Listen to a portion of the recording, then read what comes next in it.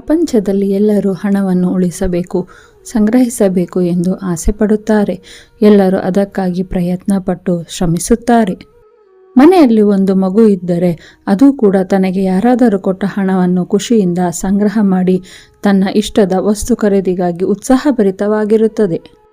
ಇಲ್ಲಿ ಹಣದ ಹೂಡಿಕೆಯಿಂದ ನಾವು ಶ್ರೀಮಂತರಾಗಬಹುದು, ಇಷ್ಟದ ಜೀವನ ನಡೆಸಬಹುದು. ಹಾಗೆಯೇ ಕಷ್ಟಕ್ಕೂ ನಮ್ಮ ಹಣ ಕೈ ಹಿಡಿಯಬಹುದು. ಹಾಗೆಯೇ ನೀವು ಗುಣವಂತರಾಗಬೇಕಾದರೆ ಪ್ರಪಂಚದ ಅತಿ ಅಮೂಲ್ಯವಾದ ಸಂಪತ್ತನ್ನು ಖರ್ಚು ಮಾಡಬೇಕಾಗುತ್ತದೆ. ಅದುವೇ ನಿಮ್ಮ ಸಮಯ. ಇದರ ಅರ್ಥ ನೀವು ನಿಮ್ಮ ಬಳಿ ಇರುವ, ನೀವು ಕಳೆಯುವ ಒಂದೊಂದು ಕ್ಷಣವನ್ನು ಕೂಡ ಉಪಯೋಗ ಮಾಡಿಕೊಳ್ಳಬೇಕು. ಆ ಸಮಯವು ನಿಮ್ಮ ಒಳ್ಳೆಯ ದಾರಿಯಲ್ಲಿ ಸರಿಯಾದ ರೀತಿಯಲ್ಲಿ ಆಗಿರಬೇಕು ಅಷ್ಟೇ.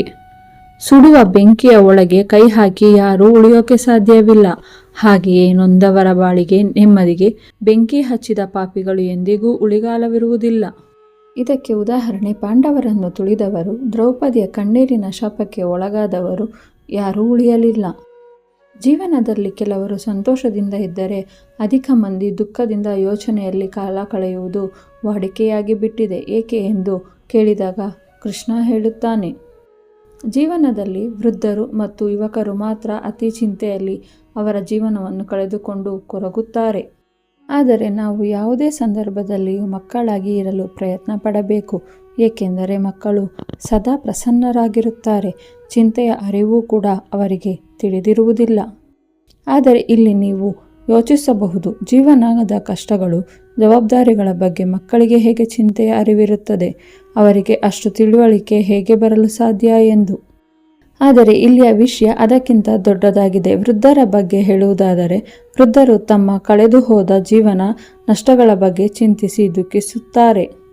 ಹಾಗೆಯೇ ಯುವಕರು ತಮ್ಮ ಮುಂದಿನ ಭವಿಷ್ಯದ ಬಗ್ಗೆ ಯೋಚಿಸಿಯೇ ಸಮಯ ವ್ಯರ್ಥ ಮಾಡುತ್ತಿರುತ್ತಾರೆ. ಆದರೆ ಮಕ್ಕಳು ಕೇವಲ ವರ್ತಮಾನದಲ್ಲಿ ಬದುಕುತ್ತಾರೆ. ಆ ಸಮಯಕ್ಕೆ ತಕ್ಕಂತೆ ಪ್ರತಿಕ್ರಿಯಿಸುತ್ತಾರೆ. ಅದೇ ಕಾರಣಕ್ಕೆ ಪ್ರಸನ್ನರಾಗಿ ಮತ್ತು ಉತ್ಸಾಹಭರಿತರಾಗಿರುತ್ತಾರೆ. ನೀವು ಭೂತಕಾಲವನ್ನು ಬದಲಾಯಿಸಲು ಸಾಧ್ಯವಿಲ್ಲ. ಹಾಗೆಯೇ ನಿಮ್ಮ ಭವಿಷ್ಯ ಉಜ್ವಲವಾಗಿರಬೇಕೆಂದರೆ ನೀವು ಈ ಕ್ಷಣಕ್ಕೆ, ಅಂದರೆ ವರ್ತಮಾನಕ್ಕೆ ತಕ್ಕಂತೆ ಕೆಲಸ ಮಾಡಬೇಕಾಗುತ್ತದೆ, ಸವಾಲುಗಳನ್ನು ಎದುರಿಸಬೇಕಾಗುತ್ತದೆ. ಇಲ್ಲಿ ಭೂತಕಾಲ, ಭವಿಷ್ಯತ್ ಕಾಲವನ್ನು ಮರೆತು ವರ್ತಮಾನದ ಪರಿಶ್ರಮವೇ ಮುಖ್ಯ ಪಾತ್ರ ವಹಿಸುತ್ತದೆ. ಸಮಯ ಮತ್ತು ಜೀವನಕ್ಕೆ ತಕ್ಕಂತೆ ಆನಂದಿಸಿ ಜೀವಿಸಿದರೆ ಭವಿಷ್ಯವನ್ನು ಉಜ್ವಲಗೊಳಿಸುವುದು. ಹಾಗೆಯೇ ವಯಸ್ಸಾದಾಗ ಕೂತು ಭೂತಕಾಲವನ್ನು ನೆನಪಿಸುವಾಗ ನಿಮ್ಮಲ್ಲಿ ಗರ್ವ ಮತ್ತು ಸಂತಸ ತುಂಬಿ ಬರುತ್ತದೆ. ಯಾವುದೇ ಕೆಲಸ ಆರಂಭ ಮಾಡಿದ ಮೇಲೆ ಯಶಸ್ಸು ಸಿಗುತ್ತದೆಯೋ ಇಲ್ಲವೋ ಎಂದು ಅನುಮಾನಿಸದೆ ನಿಷ್ಠೆಯಿಂದ ಕೆಲಸ ಮಾಡಿ. ನಿಮ್ಮ ನಿಯತ್ತು ಒಂದಲ್ಲ ಒಂದು ದಿನ ಯಾವುದಾದರೂ ರೀತಿಯಲ್ಲಿ ನಿಮ್ಮ ಕೈ ಹಿಡಿದು ಫಲ ಕೊಟ್ಟೇ ಕೊಡುತ್ತದೆ. ಯಾವ ವ್ಯಕ್ತಿ ತನ್ನ ತಪ್ಪನ್ನು ಸರಿಪಡಿಸಿಕೊಳ್ಳಲು ತಾನಾಗಿಯೇ ಹೋರಾಟ ನಡೆಸುತ್ತಾನೆಯೋ ಆತನನ್ನು ಮತ್ತೆ ಸೋಲಿಸಲು ಯಾರಿಂದಲೂ ಸಾಧ್ಯವಿಲ್ಲ. ಹಾಗೆಯೇ ನಾವು ಕೂಡ ನಮ್ಮ ನೋವನ್ನು ಪರಮಾತ್ಮನ ಪಾದದಡಿಯಲ್ಲಿ ಹಾಕಿಬಿಡಬೇಕು. ಆ ಪರಮಾತ್ಮನು ಇಡೀ ಜಗತ್ತಿನ ನೋವನ್ನು ಇಟ್ಟುಕೊಳ್ಳಲು ಸಿದ್ಧನಿರುತ್ತಾನೆ. ಸ್ನಾನ ದೇಹವನ್ನು, ಧ್ಯಾನ ಮನಸ್ಸನ್ನು, ದಾನ ಧನವನ್ನು, ಯೋಗ ಜೀವನವನ್ನು, ಪ್ರಾರ್ಥನೆ ಆತ್ಮವನ್ನು, ವ್ರತ ಆರೋಗ್ಯವನ್ನು, ಕ್ಷಮೆ ಸಂಬಂಧಗಳನ್ನು, ಪರೋಪಕಾರ ಅದೃಷ್ಟವನ್ನು ಪವಿತ್ರಗೊಳಿಸುತ್ತದೆ. ಯಾರು ತಮ್ಮ ಶರೀರವನ್ನು ಕೊಂದುಕೊಳ್ಳುವರೋ ಅದನ್ನು ಸ್ವಹತ್ಯೆ ಎನ್ನಲಾಗುತ್ತದೆ.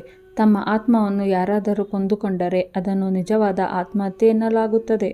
ಯಾವ ಬಡವನು ಕೊನೆವರೆಗೂ ಬಡವನಾಗಿರುವುದಿಲ್ಲ, ಯಾವ ಶ್ರೀಮಂತನು ಕೊನೆವರೆಗೂ ಶ್ರೀಮಂತನಾಗಿರುವುದಿಲ್ಲ. ದೊಡ್ಡ ಮನುಷ್ಯನಾಗುವುದು ಒಳ್ಳೆಯದು, ಆದರೆ ಒಳ್ಳೆಯ ಮನುಷ್ಯನಾಗುವುದು ದೊಡ್ಡ ವಿಷಯ.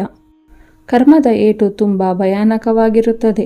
ನಮ್ಮ ಸಂಗ್ರಹವಾದ ಪುಣ್ಯ ಯಾವಾಗ ಮುಗಿದು ಹೋಗುತ್ತದೆ ಎಂದು ನಮಗೆ ತಿಳಿದಿರುವುದಿಲ್ಲ.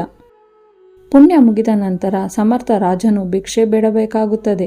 ಆದ್ದರಿಂದ ಯಾರೊಂದಿಗಾದರೂ ಮೋಸ, ಕಪಟ, ವಂಚನೆ ಮಾಡಿ ಆತ್ಮವನ್ನು ಮೋಸ ಮಾಡಬೇಡಿ. ತಪ್ಪಾಗಿ ಆಲೋಚಿಸುವುದೇ ಜೀವನದ ಅತಿ ದೊಡ್ಡ ಸಮಸ್ಯೆ. ಮನುಷ್ಯರ ನ್ಯಾಯಾಲಯದಲ್ಲಿ ಸಾಕ್ಷಿ ಮುಖ್ಯ, ದೇವರ ನ್ಯಾಯಾಲಯದಲ್ಲಿ ಸಾಕ್ಷಿಗಿಂತ ಸತ್ಯ ಮುಖ್ಯ. ನಿಮ್ಮ ವಿವೇಕವನ್ನು ನಿಮ್ಮ ಸ್ವಾರ್ಥ ಮುಳುಗಿಸುತ್ತದೆ. ಮನುಷ್ಯನ ವಿವೇಕವೇ ಒಂದು ದೊಡ್ಡ ಐಶ್ವರ್ಯವಾಗಿರುತ್ತದೆ. ಬಂಡೆಕಲ್ಲನ್ನು ಕೆತ್ತಿ ಸುಂದರ ವಿಗ್ರಹ ಮಾಡುವ ಮನುಷ್ಯ ತನ್ನ ಜೀವನವನ್ನು ಸುಂದರ ಮಾಡಿಕೊಳ್ಳುವುದರಲ್ಲಿ ಸೋಲುತ್ತಾನೆ. ಕೊನೆಗೆ ತಾನೇ ಕೆತ್ತಿದ ವಿಗ್ರಹದ ಮುಂದೆ ನಿಂತು ಕಾಪಾಡು ದೇವರೇ ಎಂದು ಪ್ರಾರ್ಥಿಸುತ್ತಾನೆ. ಸ್ವಾರ್ಥ ಮನೋಭಾವದ ಮನಸ್ಸು ಧೂಳು ಮುಸುಕಿದ ಕನ್ನಡಿಯಂತಿದ್ದು ಅದರೊಳಗೆ ಏನೂ ಸ್ಪಷ್ಟವಾಗಿ ನೋಡಲು ಸಾಧ್ಯವಿಲ್ಲ. ಸ್ವಾರ್ಥದ ಈ ಪದರವನ್ನು ನಿವಾರಿಸಿದಾಗ ಜೀವನ ಸುಂದರವಾಗಿ ಕಾಣಿಸಿಕೊಳ್ಳುತ್ತದೆ. ಮೋಸ ಮಾಡಿ ಸಂಪಾದನೆ ಮಾಡಿದ ಹಣದಲ್ಲಿ ಸ್ವಲ್ಪ ಹಣ ಪುಣ್ಯದ ಕಾರ್ಯಕ್ಕೆ ವಿನಿಯೋಗ ಮಾಡಿದರೆ ಆ ಪುಣ್ಯದ ಫಲ ಮೋಸ ಹೋದವರಿಗೆ ಸೇರುತ್ತದೆ ಹೊರತು ಮೋಸ ಮಾಡಿದವರಿಗಲ್ಲ. ಮೋಸ ಮಾಡಿದವರಿಗೆ ಪಾಪದ ಫಲ 2 ಪಟ್ಟು ಕಟ್ಟಿಟ್ಟ ಬುತ್ತಿಯಾಗಿರುತ್ತದೆ. ದ್ವೇಷವೆಂಬುದು ನಮ್ಮ ಹೆಗಲೇರಿದ ಭಾರದ ಚೀಲದಂತೆ. ನೀವು ಆ ದ್ವೇಷವನ್ನು ಮುಂದುವರಿಸಿದಷ್ಟು ಆ ಚೀಲ ಹೆಗಲ ಮೇಲೆಯೇ ಇರುತ್ತದೆ. ಹೀಗೆ ದಿನಗಳು, ತಿಂಗಳುಗಳು, ವರ್ಷಗಳು ಕಳೆದಂತೆ ಭಾರ ಹೆಚ್ಚಾಗುತ್ತಾ ಹೋಗುತ್ತದೆ. ನೀವು ಅದನ್ನು ಹೊತ್ತೇ ಇರುತ್ತೀರಿ. ಅದನ್ನು ಕೆಳಗಿಳಿಸಿ ಮಿತ್ರತ್ವದ ಕೈ ಜೋಡಿಸಿ, ಆಗ ಬದುಕಿನ ಬೆಟ್ಟವನ್ನು ಸುಲಭವಾಗಿ ಏರಬಹುದು. ದುಃಖದ ಬಗ್ಗೆ ಚಿಂತಿಸತೊಡಗಿದರೆ ಸದಾ ದುಃಖಿಯಾಗಿಯೇ ಉಳಿಯುವೆ. ಸುಖ ಸಂತೋಷಗಳನ್ನು ಧ್ಯಾನಿಸುತ್ತಿದ್ದರೆ ಮುಂದೆ ಸುಖಿಯಾಗುವೆ. ಮನಸ್ಸು ಹೆಚ್ಚಾಗಿ ಯಾವುದರ ಬಗ್ಗೆ ಧ್ಯಾನಗೊಳ್ಳುವುದೋ ಅದೇ ಸಕ್ರಿಯವಾಗುವುದು. ಧ್ಯಾನ ಮತ್ತು ಏಕಾಗ್ರತೆಯೇ ಈ ಪ್ರಪಂಚದ ಅತಿ ದೊಡ್ಡ ಅಸ್ತ್ರ. ಮನುಷ್ಯ ಬರುವಾಗ ಭಾಗ್ಯದ ಜೊತೆ ಬರುತ್ತಾನೆ, ಹೋಗುವಾಗ ಕರ್ಮದ ಫಲ ಕೊಂಡು ಹೋಗುತ್ತಾನೆ. 4 ದಿನದ ಈ ನಾಟಕದ ಜೀವನದಲ್ಲಿ ಕಳೆದುಕೊಳ್ಳಬೇಕಾಗಿರುವುದು ಕರ್ಮ ಒಂದೇ, ಪಡೆಯಬೇಕಾಗಿರುವುದು ಪುಣ್ಯ ಒಂದೇ. ವಿಡಿಯೋ ಇಷ್ಟ ಆಗಿದ್ರೆ ಪ್ಲೀಸ್ ಲೈಕ್ ಮಾಡಿ, ಶೇರ್ ಮಾಡಿ, ಸಬ್ಸ್ಕ್ರೈಬ್ ಮಾಡಿ. ಹೀಗೆ ನನ್ನ ಚಾನಲ್ಗೆ ಸಪೋರ್ಟ್ ಮಾಡಿ. ಜೈ ಶ್ರೀ ಕೃಷ್ಣ.